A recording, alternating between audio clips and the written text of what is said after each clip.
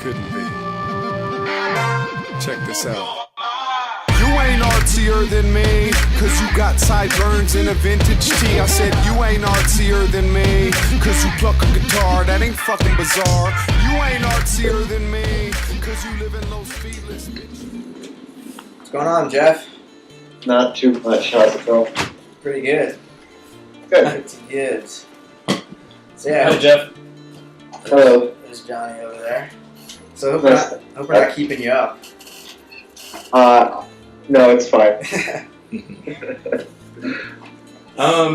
Yeah, we scheduled a lot of interviews, but we wanted to get you on the channel just because, yeah, there's people that are voices that a lot of people subscribe to. I mean, we've been watching some of your videos lately. Unfortunately, we haven't had time to read any of your books yet, but we'd like to if there's ever a future conversation, because there's something to... I've been meaning to read your books for, well, your first book, and now you have 2 books out, right? I've been meaning to read those for quite a while. Yeah, don't bother with the first one. Oh yeah? You've got a new and improved version or something? Well, I mean, if you end up reading it, and you want to discuss it, that probably just won't happen, because I don't like discussing it. I don't agree with most of it, so there's no real discussion to be had.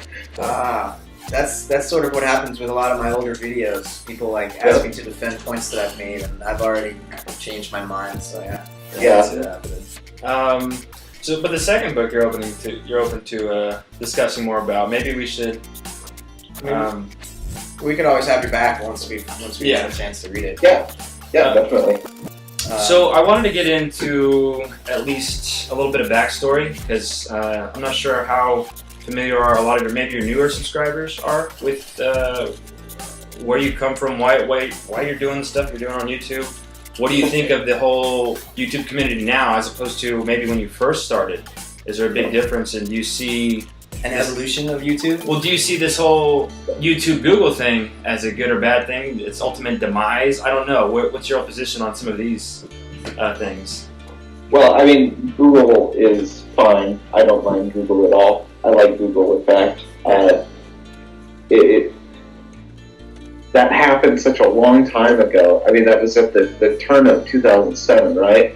So I don't even think I was making videos really in 2006. And if I was, I wasn't really making them for YouTube. I was posting them on YouTube and then embedding them on MySpace. So I wasn't. I didn't even give a shit about YouTube. So once Google took over, nothing changed for me personally. But what happened, I think, as far as the changes that some of us older people, older users of YouTube know about, 2008 happened. Is really what it is. And 2008 was the year of YouTube.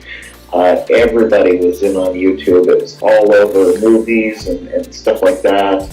Yeah. People were coming out of YouTube and becoming not just internet celebrities, but real celebrities. Yeah. That became, over the course of 2008, while that was happening, that became the motive for joining YouTube. Prior to that, I would say you have, your crazy home videos and stuff like that that's going on. That a lot of the repeated users were driven by the community. Yeah. So people would have conversations with one another on YouTube in video, because it was really the only place that you could do that. Nowadays we have things like Stick 'em in Blog TV, where that happens real time, so you don't even need YouTube to have that same sort of community feel. Right. I think there's still a little bit of community left on YouTube, and it's only because people feel like they can have that interaction while still at the same time, hopefully, maybe getting big like people did in 2008. Do I mind it? No. I think it's fine. You get more entertaining channels when people are trying to be big than you do when they're just trying to talk to one another. So. Trying to be big? What if is it ever just trying to impress other YouTube users, impress the community, just like with crazier or wackier or zanier things. I mean, your videos are fairly artsy, and it seems like some planning goes into it. I would say it has to at that level that you're. Yeah. So I think it's fair to say you can recognize when people are planning, but also there's a little creative improv that might happen, which makes for some of the best videos. Sure. So I wanted to, I think that's an interesting way to look at things. Is it just these people looking for this fame, or is it people actually looking for this community, or are they trying to do both? Well, I think YouTube has expanded pop culture, so it's become more democratic, like in terms of who can participate in it. Because, Joe anybody or Jill anybody can post a video on YouTube that in 3 days can have millions of hits, and all of a sudden, you're famous. So it sort of opens up a lot, but it also, a lot of people criticize the whole Web 2.0 movement, I guess, as sort of it degrades culture at the same time. Do you think that there's like what's the shadow of YouTube? Is it changing our restructuring our consciousness and making us more superficial and shallow, or is it also allowing us to deepen the level of public discourse? I don't see too much rational discussion on YouTube. It's there, but I mean, do you see a shadow to this whole thing? And real quick, Jeff, can I interrupt? Or do you want to? You have a frozen image on our screen. Do you want it like that? Oh, that's odd. I'm not supposed to be. I'm not frozen on my screen. Okay. Because I'd like the actual living, breathing, moving Jeff versus this frozen image. How do I reset this or change it? Huzzah! There you go. Yeah. Oh, It's totally in a different area. He warped. Nice. Yeah. Now we're inside. Okay. That'll be better. That's having a cigarette, sorry. Don't smoke. Oh, it's for that one. All right. So yeah. The shadow of YouTube. No, I don't think it's YouTube's fault. This has been happening for a little while on the internet. It started with MySpace. Big celebrities would come onto MySpace, and suddenly they had a much more direct access to their fans.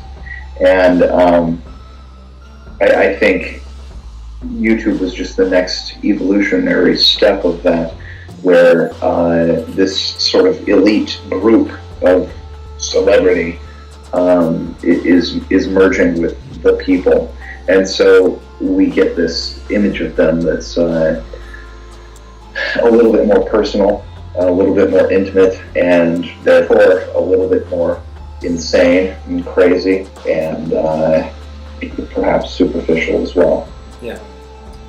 So, how much of your philosophical interests are more like ironic and you're sort of do you think philosophy is dead, and that at this point it's just more about finding ways to have interesting conversations about ideas rather than thinking that we're going to come up with some perennial system that explains everything for all time? Well, as you know, I'm a Wittgensteinian at heart. Yeah. And with that comes a new conception of, well, it's not new anymore, but it's a newer conception of language where words are not representations, words aren't signs, they don't point to anything, they are simply the tools that we use and they've gotten in the habit of using to get certain reactions out of people, desired reactions. This is how we utilize one another.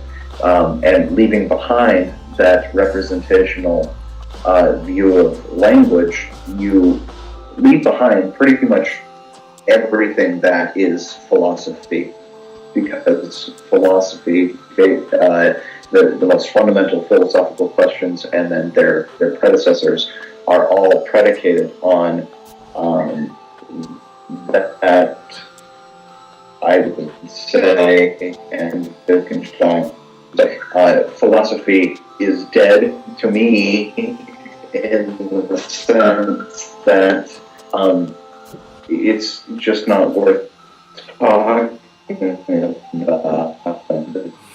The saying else is just not funny. Excuse me a second. Albert, could you stop? You ain't artsier than me, cause you got sideburns and a vintage tee. I said